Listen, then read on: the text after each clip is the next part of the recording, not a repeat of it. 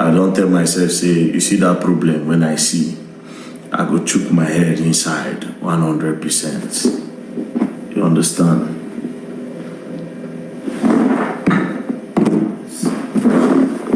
I go chook my head inside the problem 100%, because you see, a lot of you don't understand what is going on.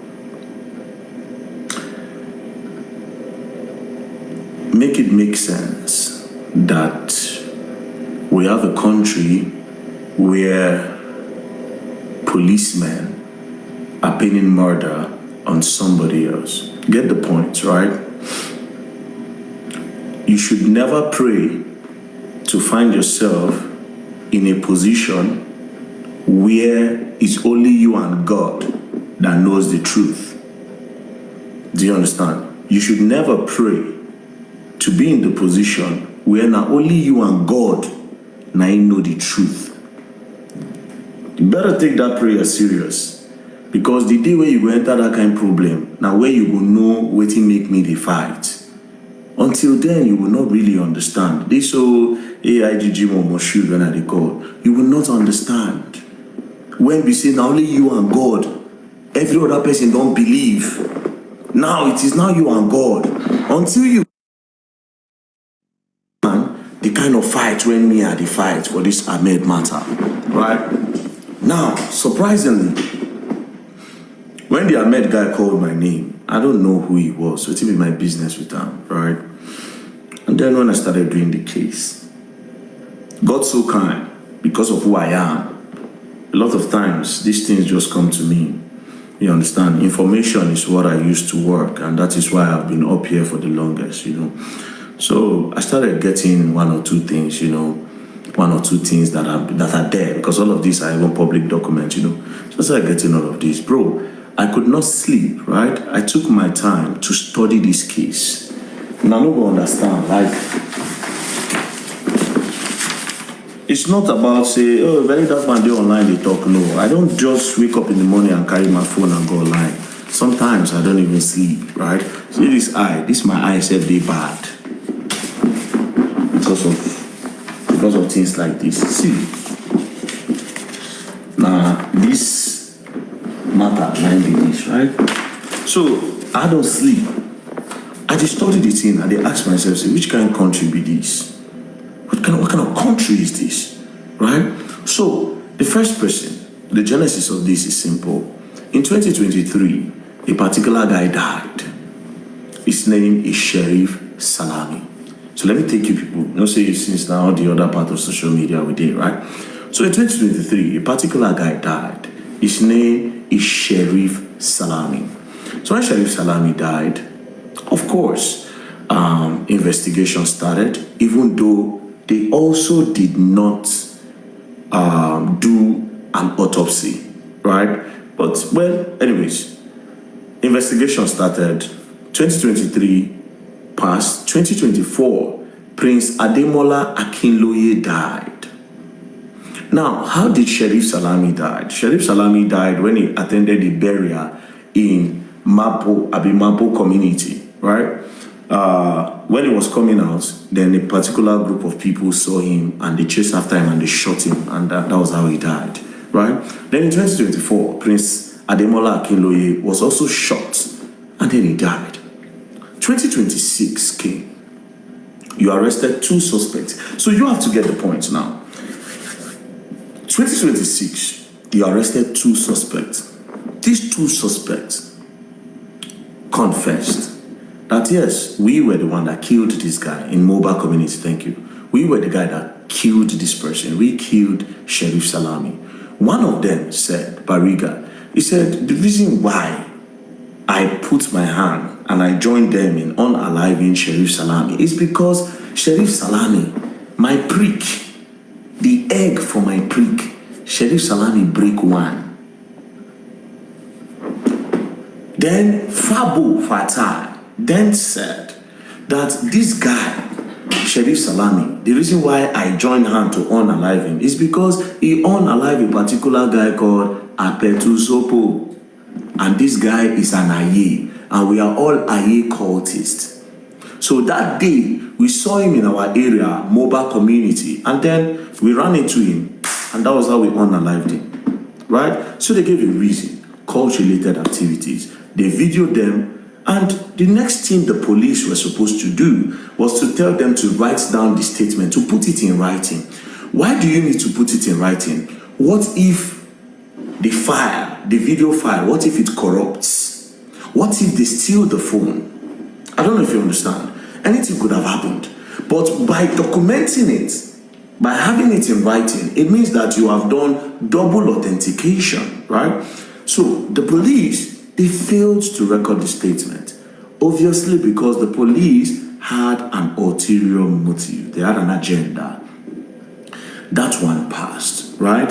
Then they waited. They didn't do anything. By this time, get the point. By this time, this guy called Ahmed, when they unalived Sheriff Salami, Ahmed was not around. When they unalived Ademola Akinloye, Ahmed was not around. I am not saying this Ahmed was not around because I want to say it. They are document backing this up from immigration. Immigration did their investigation and said, oh, this guy was not around when this thing happened. So, therefore, you cannot say Ahmed Naindoan. You can say maybe Ahmed conspired to do it. You cannot say Ahmed, maybe he tell people, maybe they help him do it. Abi, since he know the damage, if he say he sent somebody. Now, 1 month later, after you arrested these people, you now brought them out. You now did another interview. In this other interview that you did, these people never mentioned Ahmed's name. You were the one that mentioned Ahmed's name. You said, who did Ahmed give the job to go and unalive Sheriff Salami? Do you understand? Who did they send to go and unalive Sheriff Salami? And the reason why you brought these people out is because on the 5th of February, you went to a land. You wanted to go and survey the land so that you can sell the land. And then the street boys there, they chased you away. They chased you away on the 5th. On the 6th, the next day, you went to go and bring out the suspects. And then you now told them that who did Ahmed send? In that particular video, it got to the time where one of them looked at you and said, which Ahmed are you talking about? Then you people were now the people that told him that Ahmed Ajiron. Then I said, the Ahmed Ajiron that we know, he's a peacemaker. He's a peacemaker, he's the king of the youth. The youth like to go around with him. Right? Then you now said, who did Ahmed give the job? Who did Ahmed give the job? They now said it was Bode that contracted them to unalive Sheriff Salami because of pressure. Immediately you say, why didn't Bode follow you? You did not say, where is Bode? Let us go and arrest him. You say, why didn't Bode follow you? The next thing, you know, eventually now ask, where is Bode? They now said Bode is in Germany. You were the one that now also said that Bode is in Germany selling cars. You told them that Bode is selling cars. This is the first time I am seeing that in a case, the person that contracted the assassins, nobody declared him wanted, nobody posted his picture, nobody asked for him, nobody sent him an invitation. This person is alien as of now. Now, that one passed.